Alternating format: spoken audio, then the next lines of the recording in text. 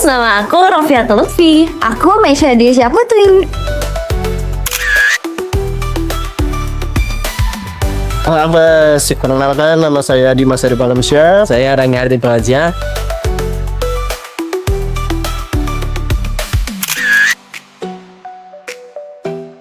Hai guys, kenalkan nama aku Nadia Barwati. Nama saya Siti Nurrahma.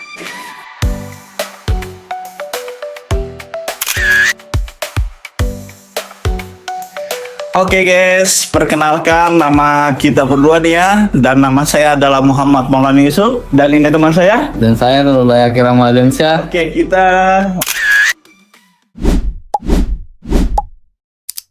Halo teman-teman, selamat datang di podcast kami, tempat kita ngobrol tentang hal-hal yang penting buat kita semuanya. Nah, kali ini aku bakalan bahas topik tentang tim relawan bencana alam. Sebelum memulai di topiknya, perkenalkan dulu dengan aku Lutfi. Dan di sini aku nggak sendirian ya teman-teman ya. Aku ditemani cowok-cowok ganteng. Boleh diperkenalkan dulu mas-masnya? Siapa namanya? Halo, perkenalkan nama saya Dimas Arif. Halo, perkenalkan nama saya Randy. Oke, udah perkenalan ya teman-teman ya. Oke, kali ini ada yang bakal bahas ataupun sharing pengalaman tentang Mas Dimas ataupun Mas Randy ya teman-teman. Yuk dengerin sampai habis karena pembahasan kali ini bakalan banyak banget buat menambah wawasan kita semuanya. Nah, sebelum memulai di topiknya, buat kalian nih yang lagi nonton, jangan lupa like, komen, dan subscribe ya. Oke, lanjut aja ya. Di sini mau tanya dulu sih, gimana sih Mas Randy sama Mas Dimas ya?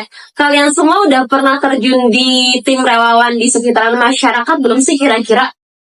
Kalau dari aku sih udah pernah ya terjun langsung ke relawan. Oke. Udah pernah berarti ya? Iya.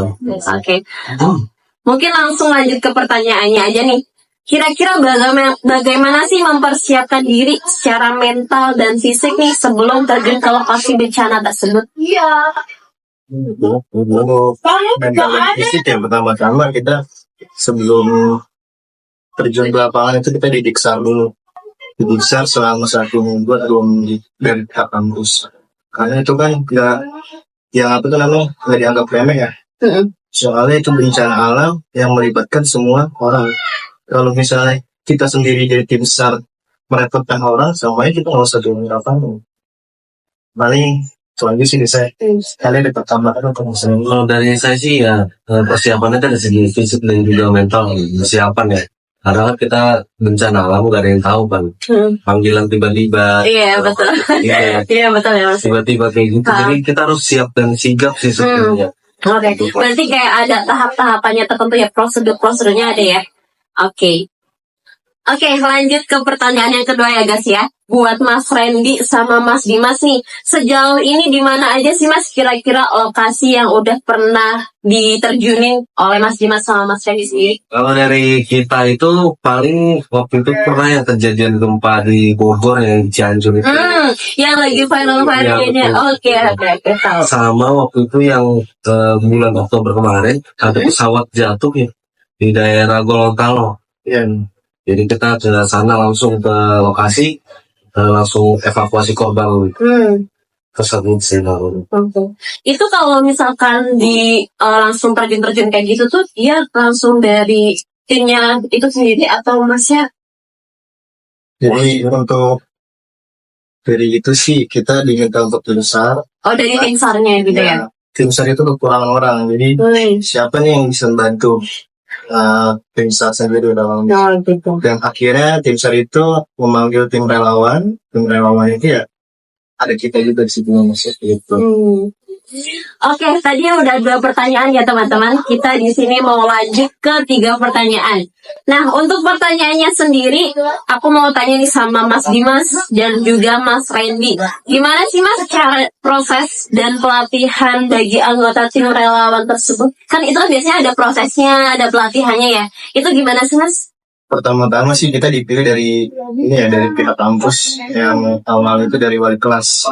Jadi wali kelas itu memilih siapa aja yang setuju di setiap kampus dan setiap siang tidak. Nah, kemudian ya kita berdua itu mengajukan diri. dan beberapa dari tim kita juga. Nah, di situ kita dipilih dan di sharing ya Mas. Iya betul. Dan juga kemudian kita ada pelatih tersendiri, pelatihnya itu dari tim infanteri 001, dan juga di situ kita ada sistem gugur. Jadi kalau untuk kita tidak bisa melanjutkan ya otomatis ya kita akan gugur di sini. Dan pelatihannya itu ya bukan kita doang, untuk yang lain. Jadi jatuhnya kalian itu pengen menolong orang tapi malah tim SAR sendiri yang bakal menyusahkan, sama aja. Mungkin Mas Randy tambahin. Jadi kalau dari saya sih tambahnya pelatihannya memang khusus ya, karena ini kan menyangkut dengan nyawa seseorang kan, nggak bisa sembarangan gitu. Jadi memang lebih ketat juga sih untuk pelatihannya. Oke, berarti kalau kayak gitu tuh ada sama kayak P3K juga ya Mas? Iya, iya. Oke. Mungkin lanjut pertanyaan yang keempat teman-teman. Di sini aku ada tanya nih, motivasi apa sih Mas Dimas sama Mas Randy buat bergabung jadi relawan bencana alam? Kira-kira kan pasti ada motivasinya tersendiri ya? Oke, jadi kira-kira gimana sih Mas motivasinya tersebut? Kalau dari saya sih motivasinya karena emang saya suka bantu orang aja. Oh, iya Mas, suka bantu orang. Nah, jadi kayak ada ketukan hati ketika membantu orang tuh jauh lebih lepas aja gitu, buka aja gitu. Kalau itu sih saya motivasi sih. Kalau Mas Dimas, gimana? Kalau motivasi saya karena kita dari kampus, kita kan mahasiswa. Mahasiswa itu ya lebih dekat dengan masyarakat. Oke. Jadi ya kita harus lebih unggul lagi gitu daripada yang lain. Ya harus lebih Mas, kerja kita yang harus lebih bagus.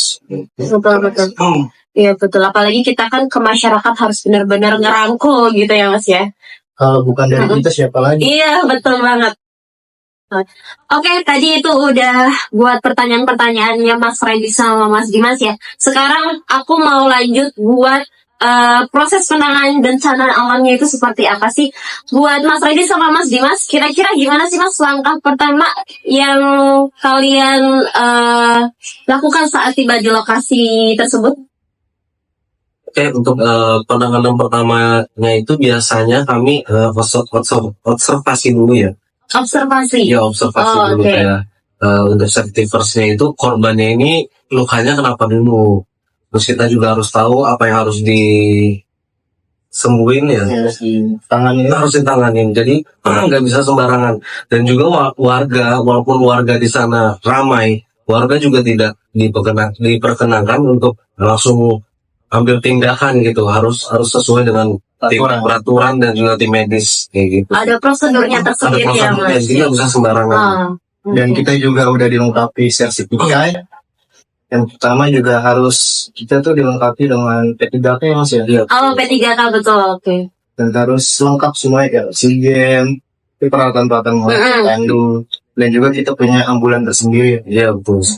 Pokoknya sudah di cover juga ya Mas semuanya ya. Sudah di cover semuanya. Nah ada juga nih Mas pertanyaan.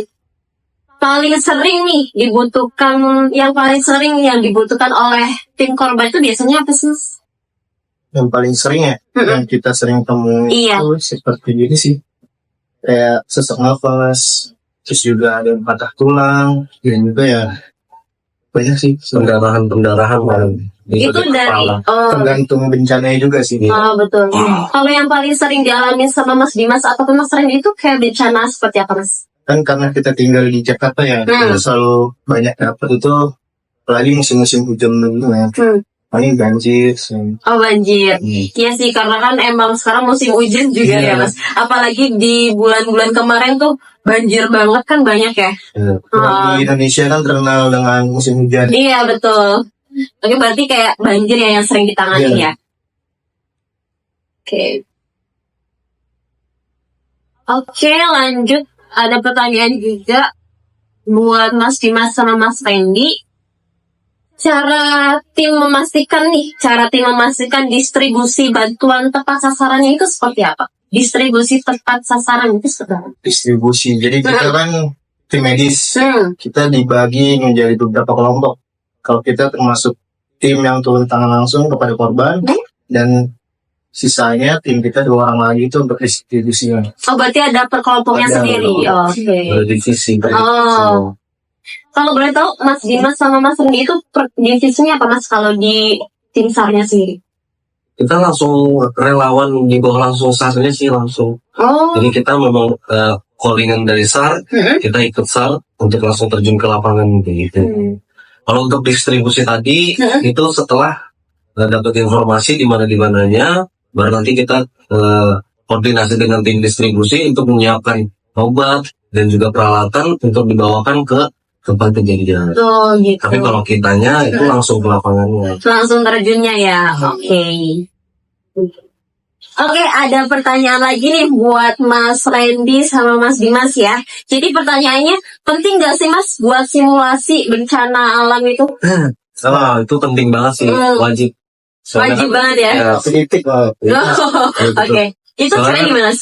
semua relawan itu wajib harus kayak tahu prosedurnya juga, pelatihan dan segala macam. Kalau enggak kan ya gimana mau ngobatin orangnya kalau dia nggak tahu prosedurnya. Atau step-by-stepnya itu supaya kita mendapatkan sertifikat. Mendapatkan gimana sih cara di lapangan itu justru lebih ekstrim dibanding simulasi. Berarti sudah ada sertifikatnya tersendiri ya, Mas? Mas Dimas sama Mas Randy juga udah dapat sertifikatnya ya? Oke, Masya Allah banget ya. Oke, lanjut lagi teman-teman buat pertanyaannya. Nah, mau tanya juga nih, apa aja sih tantangan yang dihadapi dalam mengkoordinasikan relawan bencana alam?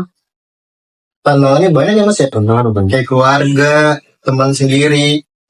Terus juga kita kan bawa nama kampus ya. Kita tuh harus siap siaga. Dan juga jangan malu-maluin lah nama kampus itu, apalagi keluarga kita. Dan paling utama juga kan kita terjun lapangan, terjun langsung ke bencana, kita harus siap tinggalin semua. Kita harus fokus pada korban itu. Gimana caranya korban itu terselamatkan dan juga ya sehat walafiat ya Mas. Itu sih. Mungkin ada tambahan. Itu kan tantangan dari segi keluarga ya.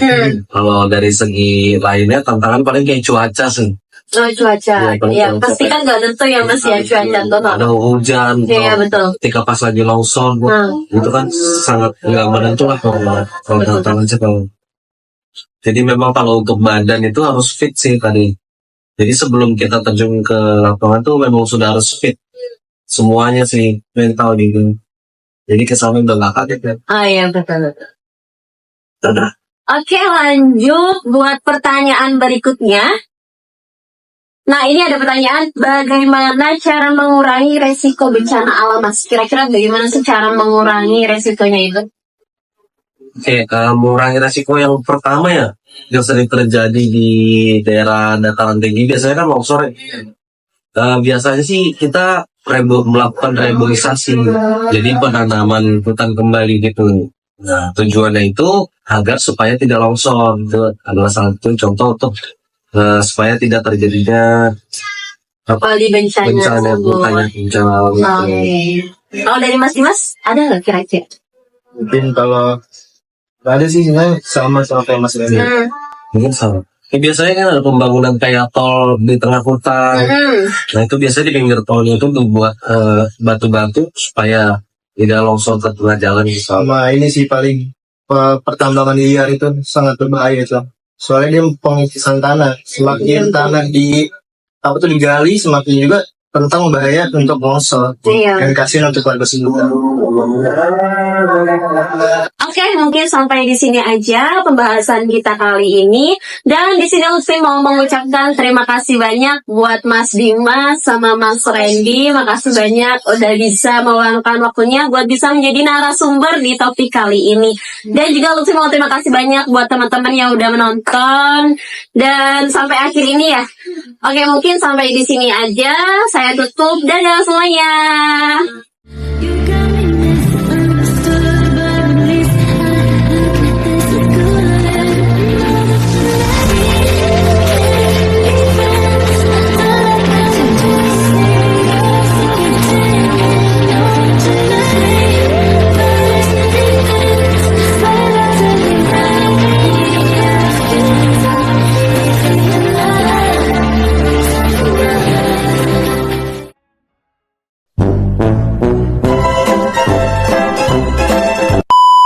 Suara yang lain nggak bakal kedengeran. Keroncong aja.